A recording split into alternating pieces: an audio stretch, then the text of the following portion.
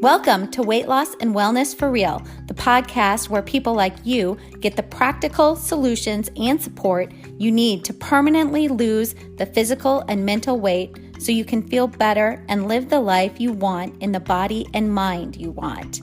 If you're looking to overcome your stress eating, overeating, binging behaviors, and move to a place of freedom with food and your body, you're in the right place. Just a reminder that this podcast represents my own opinions. The content here should not be taken as medical advice. The content here is for educational and informational purposes only. Please consult your doctor or healthcare professional for any individual medical questions you may have. I wanted to add one quick thing before we get started. I'm listening to some of the financial struggles out there, and I get it.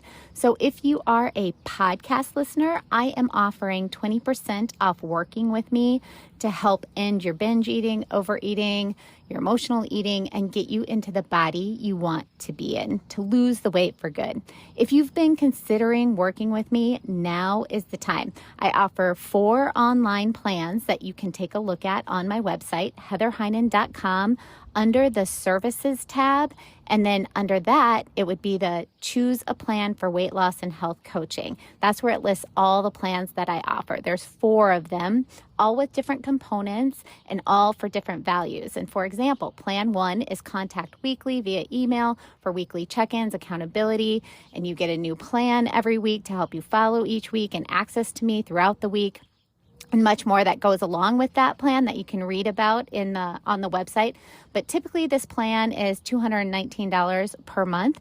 But as a podcast listener and 20% off, your cost is $176 per month. It's a really big savings. I've never done it before, but I don't think we've ever been in a economy like this before. So I offer other plans that are even less in money and will also reflect that 20% discount if you are a podcast listener. I also have lowered my one-on-one phone coaching sessions to $85 for a 50 to 55 minute session. And I am now offering a 25 to 30 minute session, which I've never offered before, for $50. I'm hoping that by trying to meet you all where you are at, where many of us are at in this new economy, that you can still get the help you know can help you get you going again, keep you accountable, and get you the results for life that you have been struggling for so long. I know the struggle with binge eating, emotional eating, overeating, as well as that yo-yo dieting cycle and the shame of losing and then gaining over and over, not to mention the exhaustion behind all that. And I really can help you change this and create that food freedom life and get you into the body you want to be in and make it sustainable. This offer will go on for the next month or so. We are right now in July. So I'm thinking the next month, maybe into August. I'm not sure yet. So if you've been wanting to get some coaching and help to lose the weight for good, get in touch now. You can email me at info@heatherheinen.com. Remember, Heinen is spelled Heynen. And in that email, let me know that you're a podcast listener in order to receive the discount. Hello, everybody. I hope you are all doing well. Today, I'm going to talk to you about a concept that is used often in therapy called reframing. So we're going to discuss how to use this strategy, the strategy of reframing, for life in general, but also specifically how to use it if you're trying to change some eating or some health behaviors. In last week's podcast, I talked about why we keep doing the things we don't want to do and how to unwind this behavior through practicing bringing the unconscious thoughts and stories we're telling ourselves into our consciousness. Once the unconscious habits and patterns are brought into our consciousness, once we are aware of them, we can then begin to use reframing, the technique of reframing, to make the thought changes necessary to make the behavior changes we want to make. Because remember, we always want to enter that thought line. We want to make changes at that thought line first if we're trying to change behavior, because thoughts create the feelings with the sensations in our body that then motivate our behavior, that kind of trigger us into action. So we always want to hit those thoughts first. Reframing, is something that is used quite often in therapy. I teach my clients how to begin to shift their story or the narrative they're telling themselves that is not helpful or that is not useful to them anymore. So reframing is taking a situation or an experience and shifting how you tell your story about it. It does not mean making up something or lying or creating a fantasy that didn't happen. Reframing is not about denying what happened or pretending something didn't happen. It's not about lying to yourself. Reframing is the process by which certain thoughts about situations are changed. It creates a different way of looking at a situation, a person, or a relationship by changing its meaning. So it's not about changing what's happening or what happened.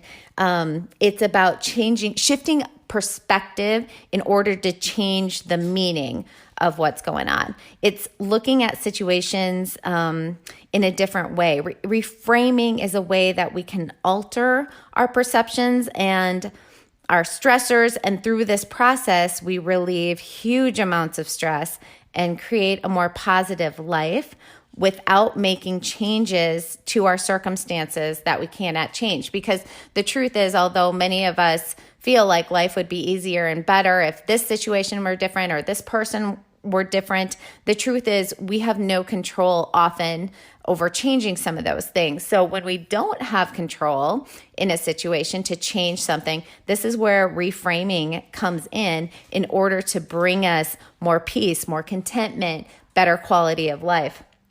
I've worked with many clients to successfully lose weight or to make significant changes in their lives. And much of these changes come simply from teaching clients how to think differently, along with reframing a situation or a belief.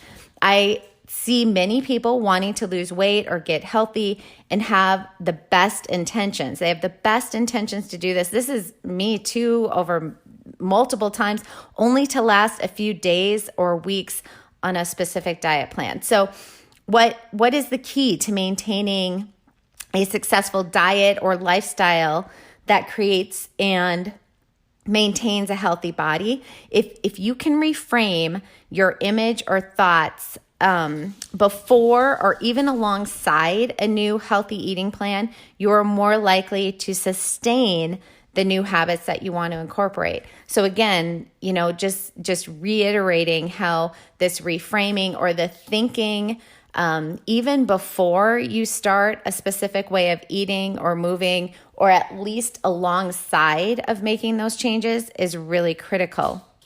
Most people dealing with weight problems or unhealthy habits are usually experiencing lots of negative self-judgment in their heads. And I've got quite a few podcast episodes talking about this, but that negative self-judgment that goes on in our brains, many people are not even aware that this self-talk is going on.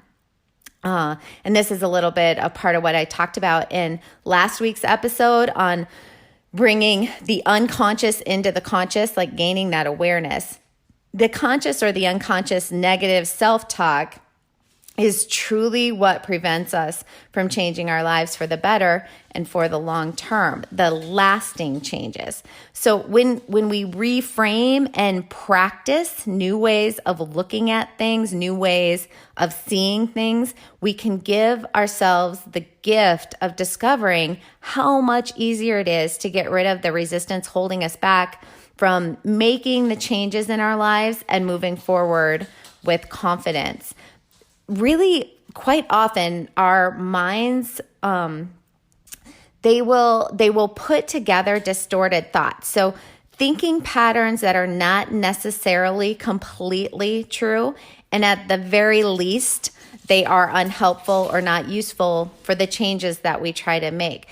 So here, I'm going to give a few examples to try to help you conceptualize this a little bit better. Here's a couple examples of how our mind might distort things. So instead of simply noticing, I am overweight, the mind will generate the thought, I'm so fat, which is why I'll never have friends or a partner who will love me. My extra weight makes me unworthy of being loved or accepted. So the mind kind of, slips into all these judgments and all these what ifings. And we're often not aware that our brains are talking to us like this, running these negative or unhelpful patterns of thoughts. And then even if our weight starts to drop, these patterns of thoughts continue on and will most definitely sabotage any weight loss efforts. I work a lot with my clients to identify these negative self-judgments, to get super clear on what exactly are these self-judgments going on, what our brains are telling us. I really want to get them clear on that and bring them into the consciousness so then we can work on reframing them. Here's a pretty common example of an unconscious or conscious belief and thoughts that I often see, that I work with a lot. So one might be, you are unlovable and don't belong because you are overweight. And by the way, this can be used for other goals as well, not just being overweight. If you're trying to change how you relate to others or to be less angry or more patient, etc., this works in the exact same way. So back to the example, you are unlovable and don't belong because you are overweight. Reframing that statement starts by asking yourself, is that really true? Is it really, really true? Get curious about it. Get very non-judgmental when you answer that question. You almost have to, think about it as kind of stepping outside yourself. Like, if someone else was listening to you make that statement, would they absolutely agree that it was for sure true? So just getting very curious, not judgmental.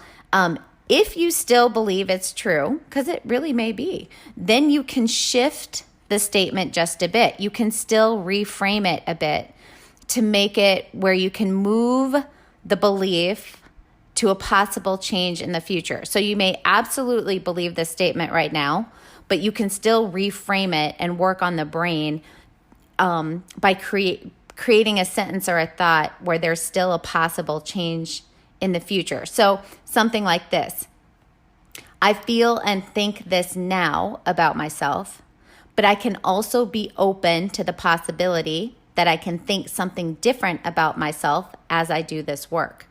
So statements spoken out loud, especially, or written, especially, to ourselves, like the one I just stated, is a way to get our brains to learn to accept who and what we are in the moment. We will never fully get rid of negative self-talk, but using reframing does begin to alter their quality, to alter sometimes the intensity of it. So that these sort of negative self-talking, unconscious, conscious statements no longer block or sabotage us from achieving any goals that we have in life. Strong emotions, by the way, really skew how we frame reality as humans. So, just think about this for a minute. Strong emotions really can skew how we see our world. If we are angry, we frame events through the lens of rage in that moment. When we feel love, we see everything as wonderful. And best example there, remember falling in love for the first time? All those amazing emotions, like, you feel like you're floating through the day. Everything is framed then through that emotion. When we're depressed, then neutral or even good or happy events are going to be interpreted negatively. So, in therapy, when I'm coaching a client, my goal is to be supportive and empathetic to their concerns, but I'm also there to partner with my clients to work through their issues. So when we take on their challenges, whatever they are, and I offer my client another perspective, this is reframing. And this is why sometimes it's helpful to work with a therapist or a coach who is kind of, knows how to do this to help you start to learn how to reframe. Sometimes it can be difficult, but the truth is you don't need, a therapist or a coach either, kind of depending on where you're at and what your situation is. A lot of this you can do through self-coaching, through journaling, through practicing some of these techniques, practicing these techniques daily. Back to the emotion stuff, when I am working with a client and giving them another perspective to help them reframe, I am looking at the reactions that are driven from emotion in my clients, and from that, helping to adjust their perspective or thought patterns or habits of thoughts. The emotions that we feel, the thoughts that we think that create these emotions, they're often rooted in those old habit patterns of thoughts that no longer serve us. They are no longer helpful. Remember our framework for change? And this is an episode, it's one of my first episodes, and I think it's called Framework for Change. So, you can go back and revisit that. But our framework for change: thoughts create feelings.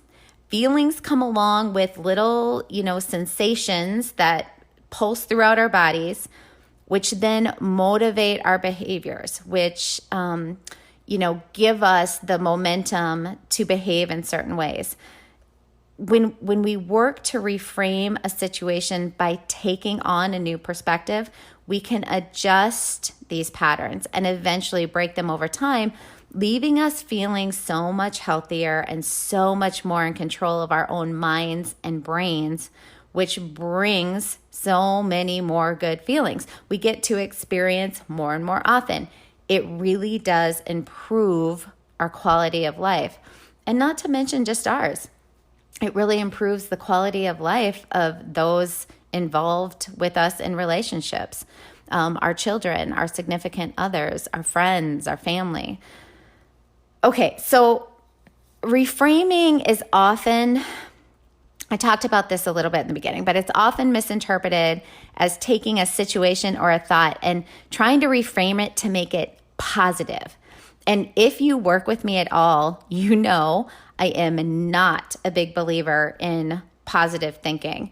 I'm not saying positive thinking isn't great and can't work and isn't helpful. I'm just saying I'm not a big believer in teaching it or telling people to do it, because in the reality of our humanity and how we exist as humans, just thinking positive it's not applicable all the time. It doesn't feel right. It just doesn't work. So, it's just, it's too simplistic for how we work as humans. So let me give you an example. You step on the scale and your weight has gone up 2 pounds since last week, even though this last week you have worked so hard. You've really been into your food plan. You've followed it to a T. You've done your movement plan. You cut out all alcohol. You can't believe that the scale is up after all this work. And your immediate thought is, I will never lose this weight. It's not even worth it to keep going. I quit. You may think about reframing this to just saying something positive, like, it's okay, I'm amazing, I'm awesome, and this doesn't matter at all. Now, if you do this and actually really feel that, great. But you are like one in 1,000, 1 in a million, and you have had lots of practice with reframing. But for most of us, if we say something positive like that to ourselves in that moment, it just feels like a big lie. It doesn't work. But a reframe that might work to keep you doing what you want to do might be something less positive, but more neutral. Something like, I'm really disappointed after all the work I did this past week. But I also know this happens sometimes where a body holds on to weight.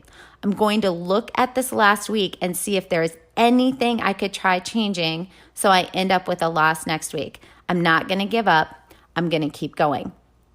That reframe will keep you going and will eventually get you to your goals without having to be that fake positive to where you feel like you're lying to yourself. When you're working to reframe something, think more in neutral terms at first, not just thinking positive.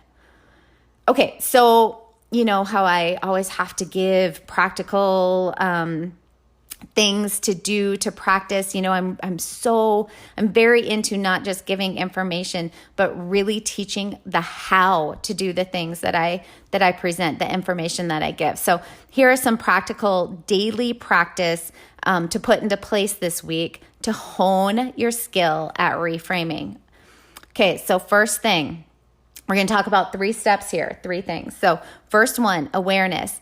Write down one of your unhelpful thoughts or situations that your brain throws up about yourself. What is something unhelpful that your brain keeps throwing up about you? Write it down. Second one, ask questions about the thought. Is this true? Is it really true? Ask yourself, are you catastrophizing or magnifying things? Are you thinking in all or nothing, black or white? Are you what-ifing or fortune-telling? Are you personalizing? Are you thinking that everything negative happening around you is somehow related to you? Are you taking things too personally? Which, by the way, that one happens quite a bit for me. Okay, third one then. So you've got 1, 2, first one's awareness. Then second one is asking questions about the thought you wrote down. Third one, reframe the thought about the situation. Do this by writing down an alternative shifted thought.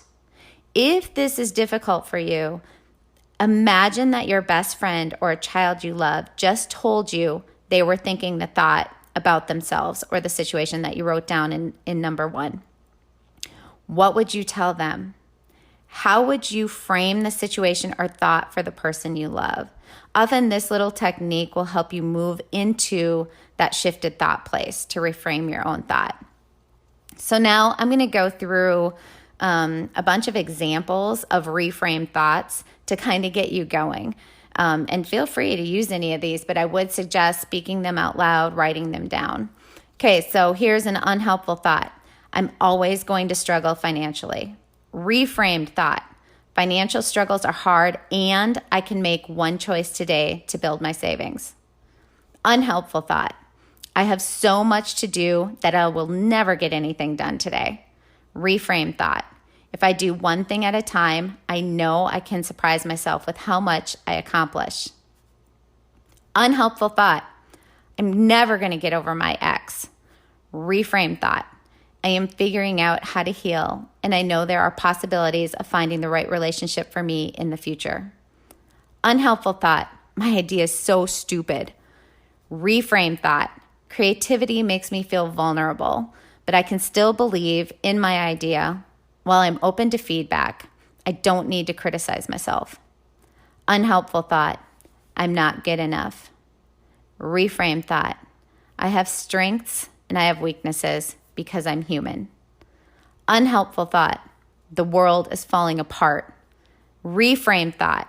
With all the problems in the world, I get to figure out what part I will play in the solution. Unhelpful thought. I will never lose this weight. Reframe thought. I am figuring out how to lose this weight for good. I can keep going. Okay, so I gave you some of the ones I see most often in those I work with. Understand the huge power behind reframing, behind reconceptualizing. When you get good at this, and remember, to get good at this, you must practice, practice, practice. It is a skill that you are building. It's like building a muscle. You have to work out to build it. This is the same thing. When you do this, when you practice this, you will find so much more peace, meaning, feelings of fulfillment. It does not mean your life becomes perfect, but it means in the tough times, you're much more equipped to manage them quickly and with continued peace while you're going through them. It also means you reach your goals and dreams so much quicker.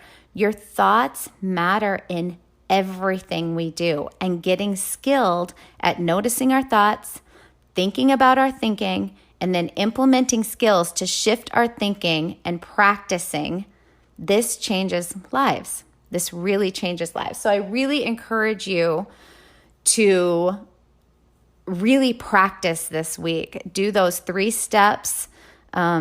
The awareness, and remember, writing all this down is really important, or at least speaking it out loud to yourself. But the awareness of the negative thought, the unhelpful thought, asking questions about the thought, and then practicing reframing the thought. I really encourage you to do this daily this week and see what changes end up coming up for you. Okay, you can head over to my social media or website for more resources, heatherheynen.com, on Instagram at Heynen Counseling and Coaching. Heynen is spelled Heynen. I also have a high protein recipes only page at Peak Protein Recipes on Instagram. And if you keep listening right now, you're going to get some more information on how my clients take a deeper dive on these topics with me through online programs and coaching. It's where you get the actual structured lessons, worksheets, journal prompts, support, and coaching behind all this stuff I'm putting out there to lose your weight for good, improve your health, and live the life you've been dreaming about in the body you've been dreaming about. Thanks for listening. Did you know you can find a lot more help from me on my website? Go to heatherheynen.com. Heynen is spelled Heynen, and get in touch with questions on all things I offer, like online courses for overeating, weight loss, goal attainment, and also my coaching and counseling services.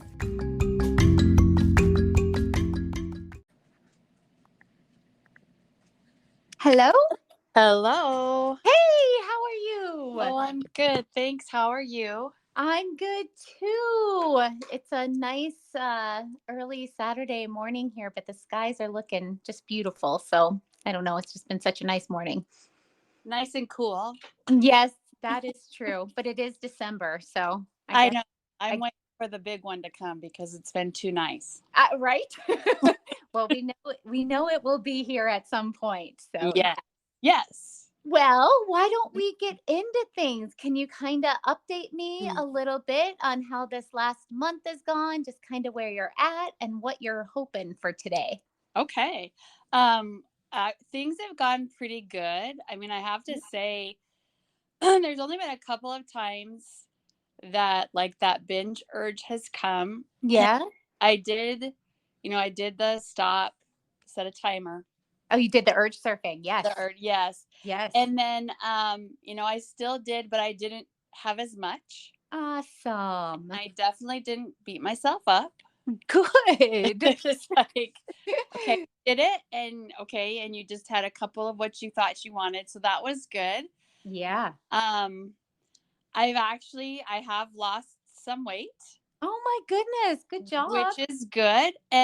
But the thing that is really hard, and yesterday I thought I did so good with my protein intake. Yeah. And I don't know why I didn't think of this before, but I thought, start keeping track so you know how much you're getting. So sure. I downloaded an app that I've used before, and I did that and thought I did so good, and I maybe got over half of what I get for protein. I'm like, are you kidding me? So just so you know, you are not alone in that. That's really, really typical. That's very typical. So yeah, protein tough. Yep. It is tough. It is and I think it's because I know I don't have to get it all in meat because I don't eat 3 meals a day and on meat. But I'm trying to have some cottage cheese and use the Greek yogurt, which I do. I like Greek yogurt. In fact, I substitute Greek yogurt for sour cream and pretty much everything. I don't buy sour cream anymore. So, yep, great. So that's good. So I think I'd kind of like to get some better ideas on the proteins. Okay. And then just kind of the next steps to keep it going. Yeah. And I don't know. I kind of wonder too if my focus on trying to get protein in has detracted my brain from wanting to go find something else to stuff in my mouth. I don't know. But that's not a good thing. I was going to say, maybe we could just look at that as a positive, right? Right. Yeah. Yeah. But I never thought it would be so hard. Yeah. Yeah. It is a tough one. So with the so I'm going to recap a little bit from our last time and what you just said. And then let's go into the challenges, which sounds like that's the protein piece. And then also moving forward. But so last time when we talked, that was going to be our number one. Protein was kind of your goal. You were going to try to get in that 110 to 130 grams a day. And you did have a goal of trying to lose some weight, which it sounds like you're on the right track for that. So that's awesome.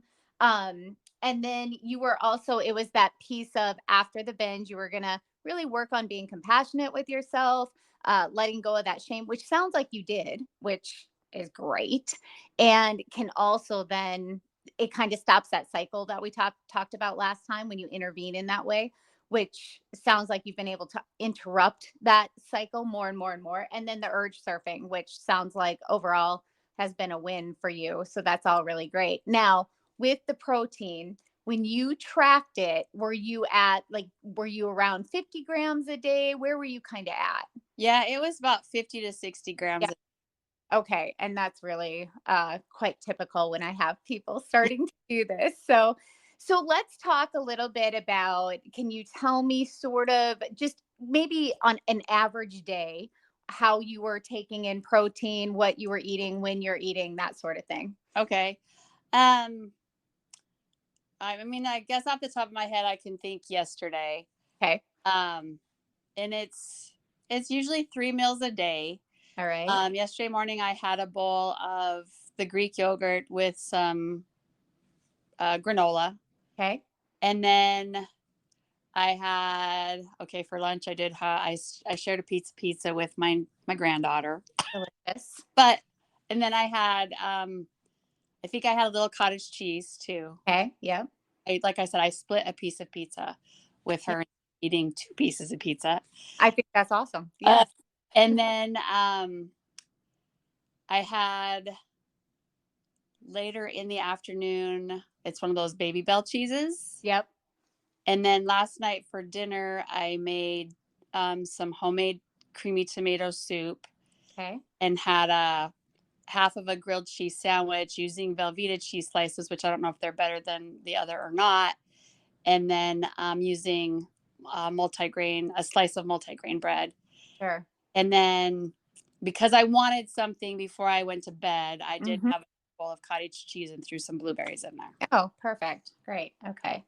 And then I have, I tried the Progo bars. Oh, yeah. The free box. Yeah. I was like, these aren't bad. Yeah. So then they had a deal that was too good to pass up on. Yeah. Wasn't it get 2 boxes, buy one, get 2 free or something? Yes. Yeah. So I did order those. And so I thought, okay, I'll use those. Maybe, I don't know, is it best to use those for snacks, or if you're running around and you don't want to grab fast food, you eat it for lunch? I mean, it's probably not lunch. Either way is just fine for sure. It's got about 20 grams of protein in it. So either way it works, snack, or if you're going to do a quick meal replacement, because you have to, for sure. Okay. That's great. So, okay. So here's with yesterday, some things that maybe you could think about tweaking moving forward. So that breakfast piece is gonna, I kind of like to coach clients on trying to get a pretty big bolus of protein in at breakfast, because we've been catabolic throughout the night, right? So we want that breakfast piece and that protein threshold. And actually there's real recent research that is just studies that have come out on this. So if you can hit about 35 to 50 grams of protein right away in the morning for breakfast, you get, everything is just kind of golden for the rest of the day. But here's the other reason I like to coach people and help them get into this habit, because then you've got a chunk of your protein in for the day. So it's not as hard to kind of at the end of the day trying to get in this certain amount of protein, which can be really difficult as the day goes on. So one thing you might consider trying, and you have to let me know if it, me, it's like it has to be doable. So if we get done kind of chatting about this piece and you're like, there's just no way, just let me know and then we'll try something else. But if we could get you in the morning, so you had a Greek yogurt, so that would have been about 17 to 20 grams of protein. That little bit of granola is not going to really count. It's going to have like 1 gram of but that's fine to have it because that makes the yogurt taste good. Yeah. Right. But if we could add something to that. So I don't know if your stomach could handle 2 servings of Greek yogurt, or if you could do something like have the Greek yogurt and granola, but then also have maybe a scoop of whey protein, just shaken up with some water or almond milk or something like that and chug it down. Or I don't know, do you have time to make eggs or anything like that? Or do you need more of a quick breakfast go to? No, I mean, I have time to make eggs. I think it's always been that you get in this mindset of light eating. Right. Yeah. So you're like, okay, I just had my little bowl of yogurt. Yeah. Yeah. So the thought is like, it's doable, but you go, that's a lot of food. Right, exactly. So let me give you some of the a little bit of science behind what we're finding out, because that might help your brain feel more willing to do it versus that resistance piece of I should be eating light and not this much food. So this has kind of come out in recent research in regards to circadian rhythms. And what we know for people, if you're trying to lose, so now you and I are kind of talking a little bit about maybe losing some weight. We're not talking so much about the binging piece, although eating a big breakfast can actually help with if you're someone who overeats in the evenings. So when we get that big protein hit or that big um, more calories in the morning, what happens is because we're catabolic throughout the night, our bodies are just ready to soak everything up. So if we can get over the threshold of 35 grams, well, they're showing around 35 to 50 grams of protein right then in the morning. Basically, if you want to think of it, like our muscles are just primed to take that in, right? So they're going to use it. That's going to help maintain our muscle mass, which help maintains our metabolism and just a really healthy state of well-being. I mean, really, muscle is health. And so you can think of it that way, that when I hit that in the morning, because of my circadian rhythm, because of where my hormones are at, it is a signal to the body to use that all up and to really get everything going just beautifully. I mean, there's been this recent thing of, fasting. And so most people are skipping breakfast. That was me forever believing that was what needed to happen. And now we're kind of going back to breakfast might be the most important meal of the day, which annoys people because it's always back and forth with everything. But it's kind of cool when we get some research coming out explaining why that might be important. Now, I do believe for some people, fasting is awesome. And if the easiest way to do it is in the morning, that's fine. But for your goals and where you're at, your best bet is going to be getting that big bolus of protein in the morning for your goals of lessening the overeating, binging, and trying to drop a few pounds. Okay. So yeah. And so just understanding, like, just like light in the morning is a signal to our hypothalamus to get the whole hormonal cascade going to optimize our health, our well-being, our energy, all those things. Food is also one of those signals. It's a circadian signal. It really affects. It's a signal to the hypothalamus. Okay, we're going to start dropping all that whole hormonal cascade for the rest of the day that optimizes everything else. Wow, so you can keep that in mind when your brain is like, no, you should be eating light. It might help convince it that it's okay to have a big breakfast. So like I've done overnight oats. Yeah. It's one of the recipes that came, or some of the recipes that came with that Golo I had mentioned. Yep. And like it taught you add some, do you say chai? Is that how you say that? Chai seed? Sure. Acai, or how do you say that? That powder, acai powder, or no, it's I think it's chai seeds. Oh, chia seeds. Chia seeds. Okay. Yeah. Yeah. Okay. So chia seeds, I think, Right. and I think it does call for like, protein powder, which right now, currently in my cupboard, I have, I think it's collagen peptides. So here's first of all, awesome that you're adding. You do want to, if you're doing overnight oats, you definitely want to add protein powder to it.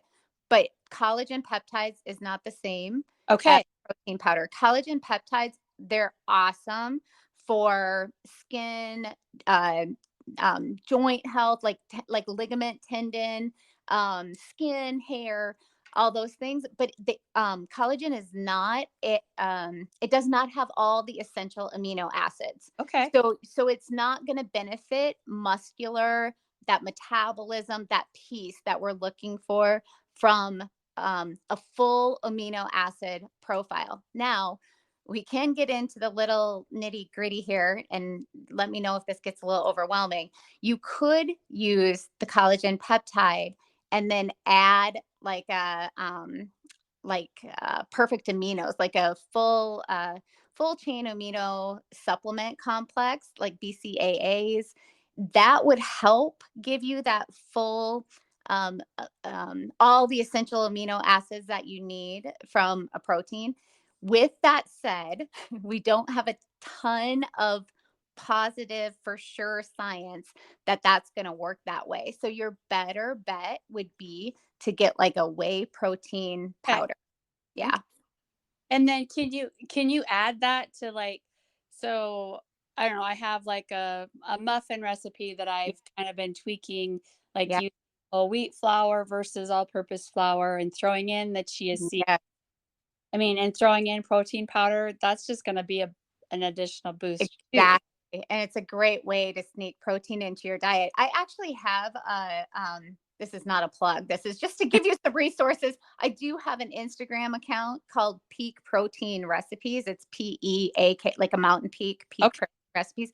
And on that page, I have a bunch of recipes with like baked goods that include protein powder. Everything's high protein. So, and not just me, you can Google. There are people with tons of, you can Google high protein recipes, high protein baked goods. There's tons out there. So, Okay. And then that way a person can be shaken up what they're eating for breakfast, so you don't feel like eating the same thing. exactly. And especially if you don't want to make eggs, I can't even do eggs. I've got a little allergy to them. A lot of people can't. And sometimes sometimes you can't do too many eggs either, because the fat content in the yolk kind of puts you over on fat, right? Like it's Right. almost too filling. So then you can't get the protein in that you need to get in. So this is kind of a little game of, how do I get that huge bolus in the morning without feeling too full, like uncomfortable, and still feeling good, still, not feeling too heavy. So eggs can kind of make some people feel that heavy feeling because of that fat content. So, Okay. yeah. So I would say, yeah, let's break it down here. If you do your overnight oats, you can add your collagen, but more important, add a scoop of whey protein powder. You can, and the chia seeds in there are great. They've got lots of great nutrients. And then if you would, alongside, that's going to give you about 25 grams of protein. Okay. So you still need to eat something else alongside that. So you could do your yogurt and granola alongside it. That would give you about 45 grams of protein in the morning. Or you could do something like eat half the chicken breast that you had last night from dinner. You could have leftovers in that way, along with, so you're just really trying to get that bigger amount of protein in at breakfast. Okay. Yeah. What do you think? Like, doable? Like, do you have sort of an idea in your head of how you could make it happen? Yeah, I do. Now, Okay. when we talk about eggs, like Yeah. we're talking like one egg. Yeah. So Right? this is how I would do eggs, and how I've done them when I was able to eat them in the past, or how I coach people on eggs. Like, I would just do one whole egg, and then you could do egg whites. Like, you could add to that, but I would just do egg whites. It'll keep the meal lighter, and you'll be able to, because egg whites have, they've got, I think each egg white has 6 grams of protein in it. So you could do one whole egg plus 3 or 4 egg whites. You could do something like that. Okay. Yeah. Okay. That's doable. Okay. And then I would just say with those chia seeds, if you start like doing this and you're like, oh my goodness, I am so full in the morning uncomfortably, I would just take the chia seeds out of that, because those are going to make you feel really full. Okay. Why they have you added in, but it would just be something you could play around with. If you're feeling too full, you could pull those out. Okay. Yeah. And okay, so that would give you like that bigger hit in the morning. And then, it would make your lunch and your dinner and then snack before bed maybe a little easier, like not having to really struggle to get as much protein in. Um, because really, then at lunch and dinner, and especially if you do a snack before bed, if you're doing cottage cheese, that's like 20 grams right there. So you would only need like what, 30 grams at lunch, 30 to 40, 30 at dinner. Okay. Yeah. So when yeah, go ahead. That so like even this morning, like for my yogurt, Yeah. don't do the full serving. Should I be doing the full serving? Like they say, I think it's like 3/4 cup of Yeah. yogurt is a Yeah. serving. Yes, you should be doing the full. Oh my goodness, I will be full. That full serving is still only about 20 grams or Okay. 17. Yeah, 17. So yeah, definitely do the full serving. Okay, so this is interesting because you might really almost have to train you might have to work into this, right? Uh-huh. It's sort of like if you're already full and not having those full servings, this might take a little time to get used to. The whey protein powder will probably be your saving grace, because that really is not satiating in any way. Okay. But you can get the protein in, Okay. Yeah. Yeah. So You're think of just it mixing that trial and error. water in. What's that? You're just mixing that whey protein in like water or milk or anything like that? Yeah, or you could mix it into your yogurt, into your overnight oats, anything like that. Okay. Yeah. And I do sometimes in a pinch. I mean, it's kind of gross. It's like I just sometimes mix a scoop in water, shake it up, and just chug it down. Um, so you just, I mean, I would rather not. It doesn't taste good, I guess is what I'm saying. But, it's just kind of like as you're kind of playing with this as a way, and you got to think about it this way, it's a way to really optimize how your body and brain is going to perform the rest of the day, how it's going to feel the rest of the day. And then you're doing it because you have these goals.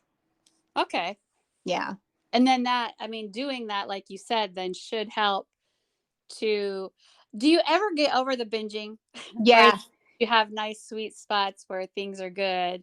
So that's a great question. And it's really an interesting one. So definitely there are people who it completely ends, right? It's like gone forever. And I can tell you, I have other clients, and when you get into this sort of research behind this stuff, you'll find not everybody it's not as black and white for everyone. So to your point, there can be times where there are those sweet spots. Typically what happens is then a really stressful situation comes up in life, like there's a death or a divorce or something pretty major, or not so major, just something that really, or we have multiple stresses, we're just very stressed out. Typically that's when that behavior will come back in. And so how I kind of help people through that is understanding that does not mean like it's back for good or I'm back to all that habitual behavior. It's, how we talked last time about smoking cigarettes and that habit. Mm-hmm. Kind of like, you could think about a smoker who has smoked for years. They finally quit. They go months without smoking. And then they're at a party with friends and someone offers them a drag on the cigarette and they take it. Right. Yeah. But the next day they're not back to smoking 2 packs a day like they were originally. So you can think about it kind of like that. When it does come up again, where it's like, okay, there it was, but that has nothing to do with that I'm back in that loop or anything like that. So it's kind of like having those tools. Yeah.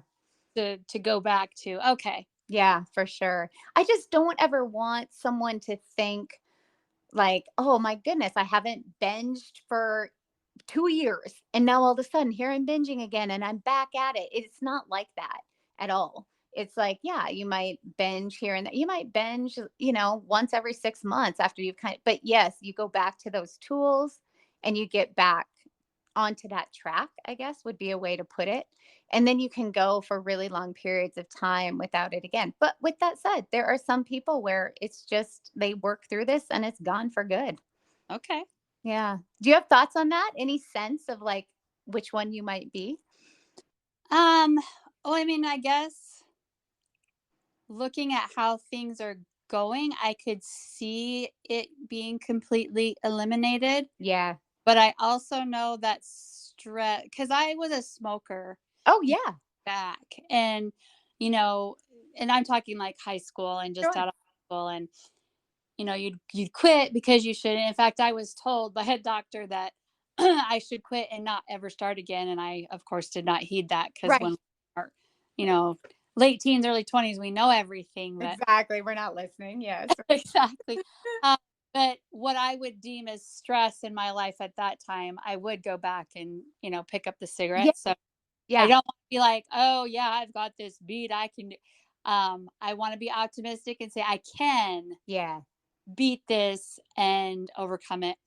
And Yeah. I think for me, one of the things, along with all of the tools you've given me, is the honesty with myself. Yeah. And then like I had said, I had talked to my Yeah. husband about it, and he was Right. the first person I had ever talked to about it. Yeah. And then I talked with my mom and my sisters about it. Oh, I'm so proud of you. Yeah. I was just like, you know what, I just kind of came out, and Yeah. it was an interesting conversation because I think in maybe this is everybody's families or whatever, but you always have somebody that wants to fix things. Oh, yes. So Yeah. one of the sisters was like, well, you must be lacking something. Oh, I said, no. right. Yeah. I said, no. I said, I'm going to listen to Heather. I'm going to get my protein in. I don't, Right.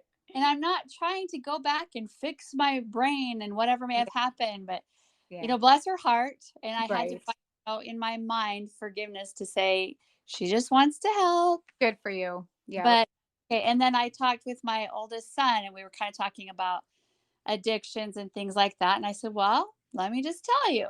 Good And for you. I told him, so it's been, yeah, it's almost like this weight off. Yes. Yes. I don't have to be ashamed. I can talk about this because it's okay. And it totally is okay. And I love that you brought this up because, and we did talk about this a little bit last time, but what you are talking about is such a huge piece of healing and being able to get into the space where we're not in that behavior anymore, to your point, because that vulnerability really takes away that shame, what you just said, where it's like, I don't have to be ashamed of this. And that's why I can share it. I can be vulnerable. And there's not consequences to well, your sister trying to fix it, but to your point, you know how to handle that. That's out of love. But Yes. but it is that piece of when you said, I think you used the word something lifted. It's like there is a weight that gets lifted when we're not in shame anymore about the behavior. And that is when that true healing process can start. Because if we keep carrying that shame along for the ride, that shame is such a heavy part of the cycle within addiction, within binging, any of that. So that's huge. Yeah. Shame, man. You never really think about those things being so heavy. Yeah. Shame, And shame is that. I mean, I don't know. I think of it like a heavy, wet blanket. Whenever someone's talking about shame, whenever I'm in shame, like that's what it is so heavy. And I think we talked last time, we know that gives us the biggest cortisol hit, that stress hormone out of any other feeling. Like it is just a very heavy, heavy one. oh, Yeah. wow. Well, thank you. Yes. Yeah. Cause it's been good. And I do think that that's kind of been part of what's helped me. I bet. I would think that that's probably a big reason why, we're talking about a month later and you've had honestly quite a bit of success. And to your point, it probably has more to do with you speaking your truth and kind of just releasing some of that shame than it has to do with the protein amount you're getting. Protein helps regulate our appetite, all those things is great. But to your point, it is these deeper pieces that often create long lasting change. That's wow. I never really even thought about that. Like the mental pieces can really affect a lot of things. It does. I think when we're out of shame and we're in that lightness, when we're in that, I don't know, I don't have great words to describe it, but that state of being that's light and more free because we have been vulnerable, that shame has lifted. I mean, if you think about it, for most of us, we go to food and binging, there's a comfort in that. And so if we often are living in shame, whether we even kind of know we are or not, it's sort of like those urges to find comfort, so to binge or to do whatever the thing is that we're doing that we don't want to do, come so strong and so often because we just want to feel like we're not in that shame anymore. We're not in that heavy place. And binging or overeating or food can help us be in that space for a minute. It feels good to eat, to overeat, all those things. It's not till after that we're feeling awful about it. Right. But when we're light, when we've done the work to lift that shame and we're in that lightness, that freedom, it's just less often that our brain is going to tell us we need these other things for comfort.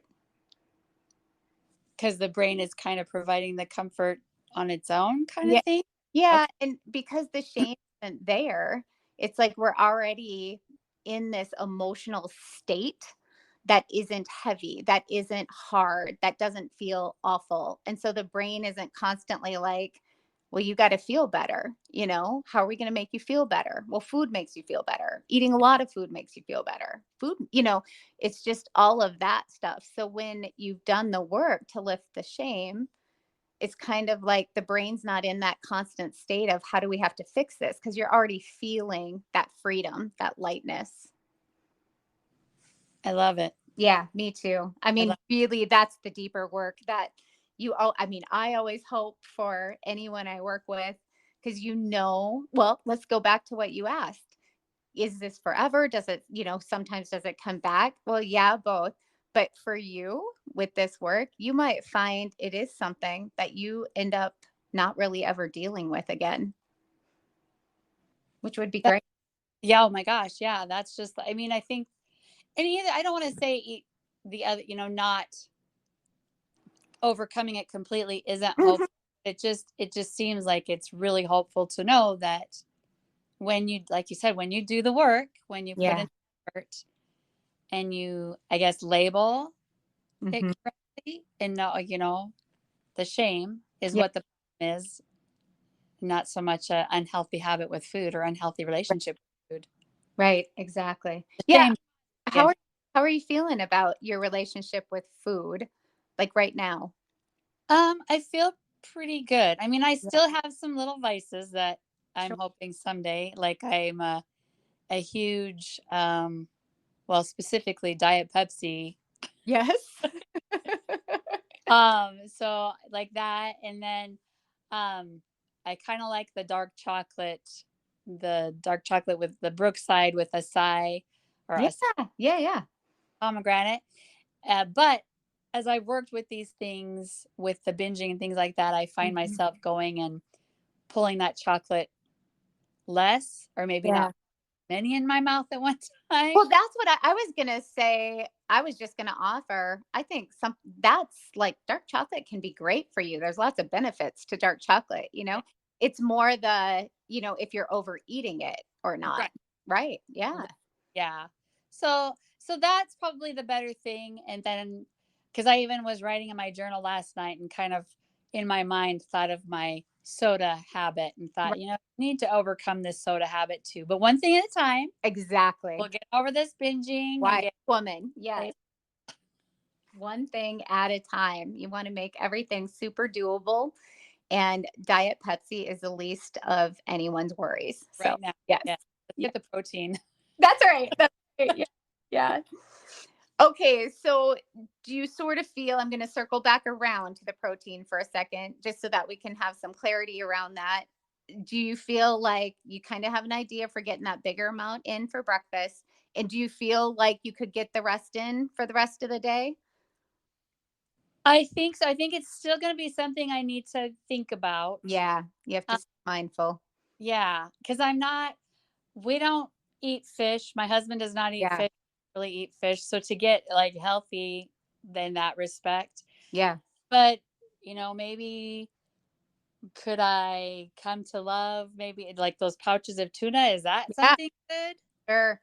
Yeah. So I was thinking like yesterday with your half piece of pizza, and then that was great. You added the cottage cheese because at least that gave you some protein, but tricks you can try is just like, yep, you could eat just a packet of flavored tuna to get 20 grams in. Like, just so even if you're going to have pizza, you would add something else to that. You don't have to eat it with the pizza, but just maybe before you have the pizza is Okay. awesome. Like, have that pouch of tuna, because also that's going to limit how much pizza you want because you're already kind of getting that satiation factor. So, Mm-hmm. so it is, to your point, more about staying mindful, like at least for a while until you get in the habit of, and this will get way easier. It's just really staying mindful right now and having to put some effort into making the protein happen, but eventually it becomes very habitual. So, yep, packet of tuna. Like I said, if you have leftovers from the evening meal where maybe there's some meat that you did have, you could have that again at lunch. Anything uh, you could do more cottage cheese than maybe what you had. I mean, it sounds like you're not eating a lot of like very. I don't know if you're eating sounds like you're eating smaller portion sizes is what I'm trying to say. Well, I think the cottage cheese, I think I was eating, I think that's a half cup Yeah, serving it is is. what it says on there. So I was eating a half cup Yeah. serving. So But you just look at like the calories on the Greek yogurt and go, oh my gosh, I Mhm. don't want that many calories. Yeah, that's all our diet brain mentality from years Yes. past. Yeah, for sure. And so, yep, it's a little bit about breaking those. And we talked about this last time too, those habits of thought, right? Like thinking. And that's why I shared some of the research with you with circadian rhythm. It's like trying to think in different ways about calories, about what we should be having, shouldn't, all those things. I know that's a lot of it. Now, so thinking about meats, Yeah. so like the chicken breast, that's going to be a good source of lean protein, right? Yep. That would What be. what else? Since we're not big fish, well, we're not even fish eaters. We're Yeah, just you don't have to do fish ever. That's fine. Although um it sounds like you'll eat tuna packets, so that's I great. think I would because they're flavored. Yeah, exactly. They at least taste good. Yes. Yes. Yeah. But like I should probably be purchasing like leaner ground beef or Yeah, and yep, and yep, so it's just you can do lean ground beef, you could do ground turkey. You can like leaner ground turkey, any sort of like a lean red meat is fine. And I'm saying lean, I'm probably going to get some kickback on this because people love keto and high fat so much, but so I'm just gonna say, because the audience is gonna hear this, so I'm saying this for the audience, but it's like you want to think about, for you, Emily, what your goals are. So your goals right now are to lose a little weight and to stop the binging habit.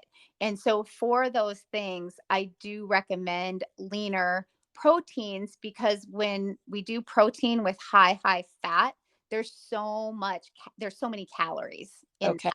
And calories they're not everything, but they do still matter. And so if I don't specify a lean protein, what ends up happening is people will eat protein sources, and protein sources with high fat are very easy to get, like ribeye steaks, like eggs, all those Yeah. kinds of things. It doesn't mean it's a bad food. It's just not going to be helpful for your particular goals. Okay. Yeah. Because I think that was one thing like my sister had said was we'll start cook with coconut oil. And no. Said, no. I don't want to fry anyway. So yeah. So here's why. Like, obviously we still need fat in our diet. That's important.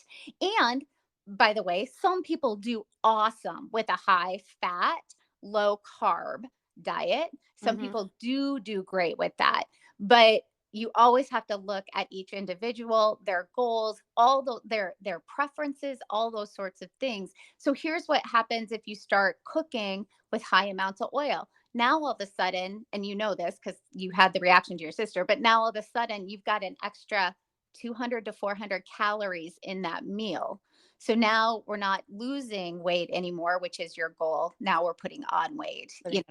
Yeah. So it doesn't mean coconut oil is bad. I mean, doesn't mean you shouldn't cook with it. It's just like, what are the goals? And okay, that makes sense. So if I'm looking at my percentages for the day, if I want to break down my protein, my fats, and my carbs, yes, what percentage of my day should be protein, carbs, and fats? Yeah, sure. So I would say protein, you're going to want around 30 to 40%, probably 30%, 30 to 35% of your calories, because I'm thinking we had you lined up with around 110, 130 grams of protein. Every gram of protein has am I going to do this right here? Protein has 4 calories per gram. So do carbs. Fat has 9. Okay. So then if we were doing 30% protein, you're going to probably want to do about the same in carbs. Okay. And then the rest you could. Nope, I'm wrong, because we want your fat to be more like 20%. Okay. You're making me do math. You did this last time too. So if we backtrack and we say fat's 20. So let's do this. Yeah, let's do this. Protein. Let's try protein at 35 to 40%. Okay. And then fat at 20. And then the rest would be carbs. So what would that be? 30 to 35%, something like that. Something like that. So okay. So my higher amount should be my protein and my carbs. Yeah, for sure. And sometimes I switch that around for people. So let's say you do that percentage for a bit and you're like, I am bored with this. I don't like the food I'm eating, right?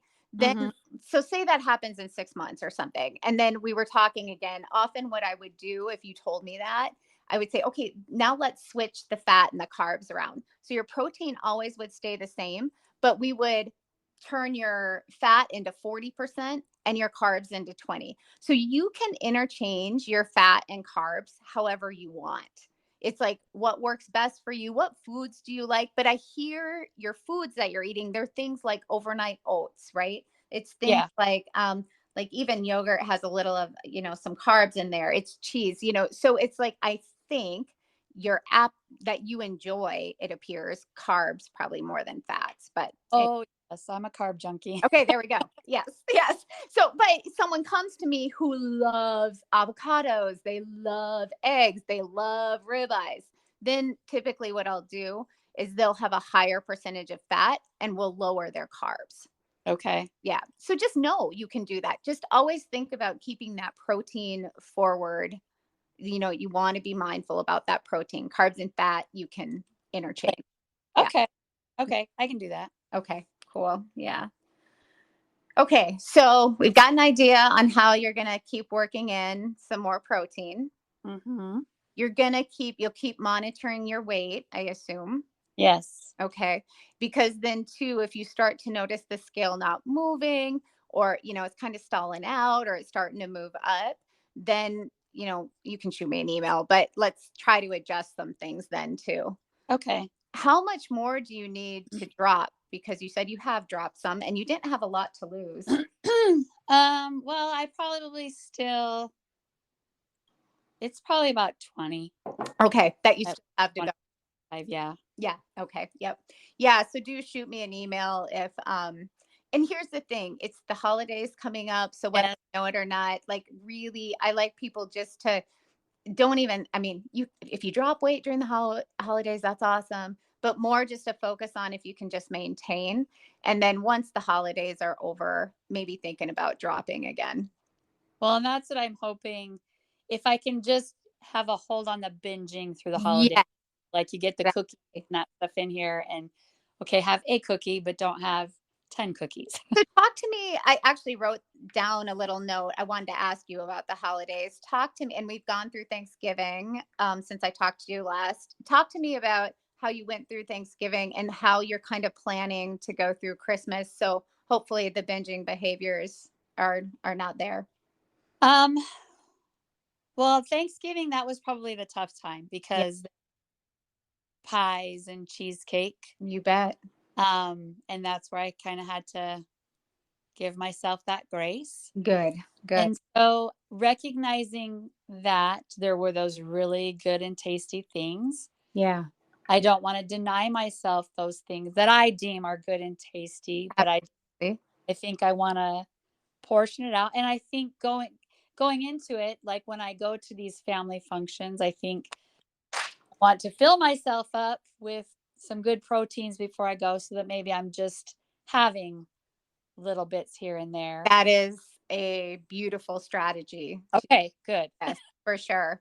Anything, if you can get yourself to do some protein before any gathering, social, anything where you feel like you might be tempted, right? It's a great way to do it, because you're gonna go in. I mean, I would always want you to still allow yourself to have whatever you want to have. It's more like when you have that protein already on board, you will find you even think a little differently about those things. It's kind of like 2 cookies will satisfy you, versus if you didn't have the protein already on board, you might want 6 of those cookies, Okay. or more. I'm thinking of me. I'm like, I want 10 of those cookies, No, that's no, that's me. Yep. Yeah. Okay. So you get it. Yeah. So Totally. that's a beautiful strategy. Okay. So that is going to be my thought process going in, not to deny myself, but prepare myself. Oh, I love that. With protein. Prepare, don't deny. Yes. Oh my goodness. I need to do a podcast with that title. I love it. Gonna steal it. Hey, by all means, because you have like totally helped me so much. Good. This is just, yeah. Awesome. I'm so glad. Okay, so that really could be the only strategy you need for going into Christmas time here. So it's just like, prepare, don't deny, definitely allow yourself those things you want, but just your goal you're going to work at just having protein on board beforehand, and that's it. Okay. Yeah. Do you do well then, like, let's say you go to a family gathering and there's all the things, or you bake cookies and the cookies are at your house, like, do you feel like you do okay in the evenings right now, like if things are at the home?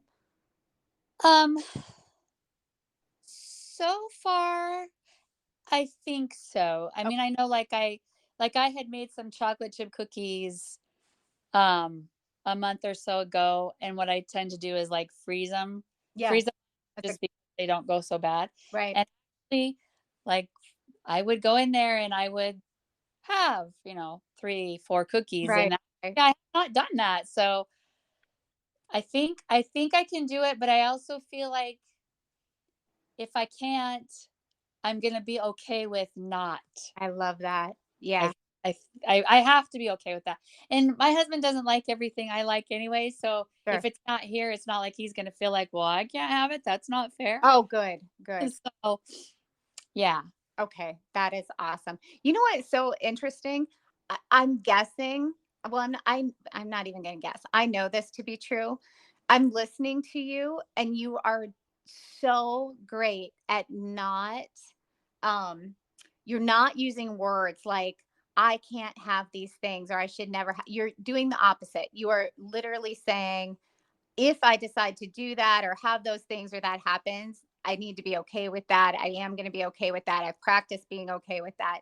I think you really have let go of that shame piece of, if you were to overeat or if you were to have a binge. And that probably, back to what we were talking about, is really what is keeping you from going into the freezer for all those cookies, as an example.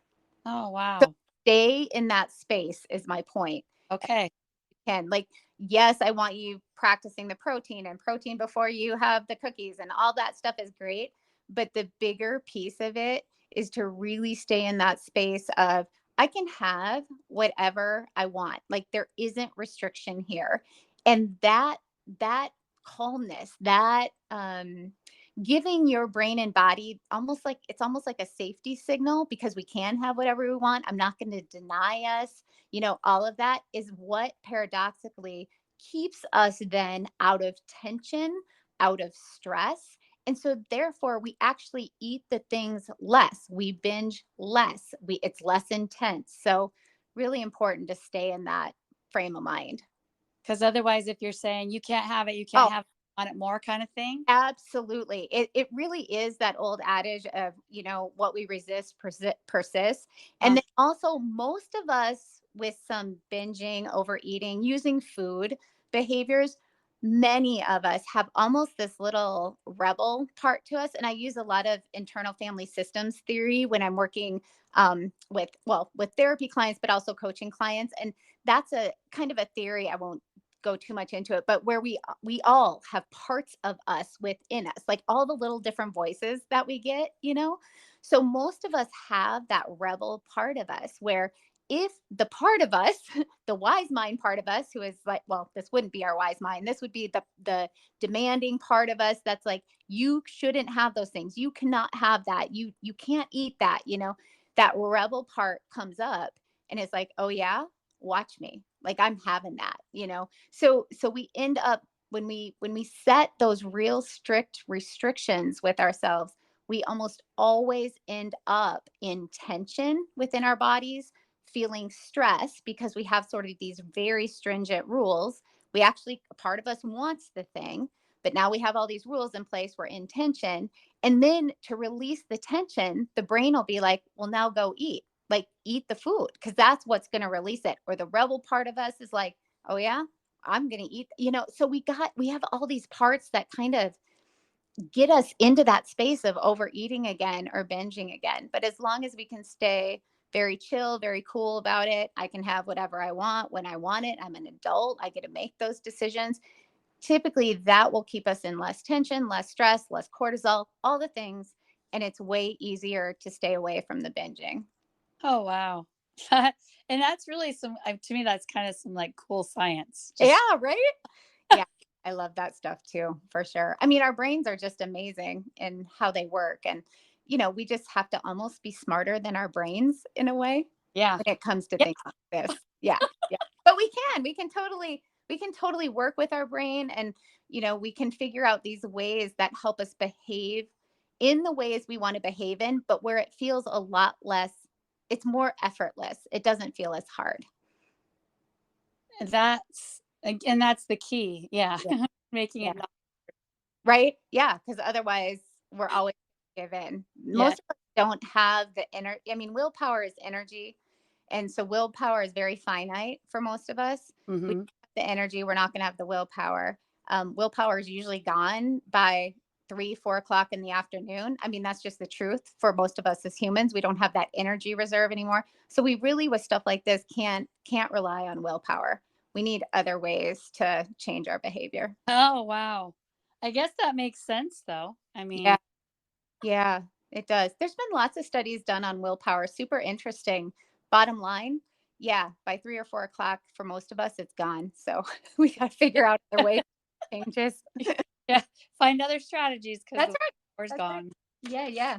Okay. Well, anything else you want us to touch on, or you want to wrap up on, or you feel like you have enough to move forward with? Right now, I feel like I have enough to move forward with. I think. Okay. And it's nice to hear that the strategies that I'm trying to employ are positive strategies. Absolutely. And beneficial. So thank you so much. Of course. Yeah. Well, I think you're doing a fantastic job. Super proud of you. And I will just end by reiterating that piece of, more than anything, your most important work is to stay out of that shame and stay in that vulnerability piece, because I think that more than anything is what's keeping you out of the habit of binging. Will do. All right. It feels so much better. I gotta just put that out there. When you're not in shame, it's so much better. Oh, it's the truth. I love it. I love it for you. All right. Well, I will, let's catch up again, maybe in a month or so. I will email you and let's find another time to talk, see how you're doing. That sounds perfect. Thank you so much. Have a Merry Christmas. Yes, you too. Merry Christmas. Thanks. Bye-bye.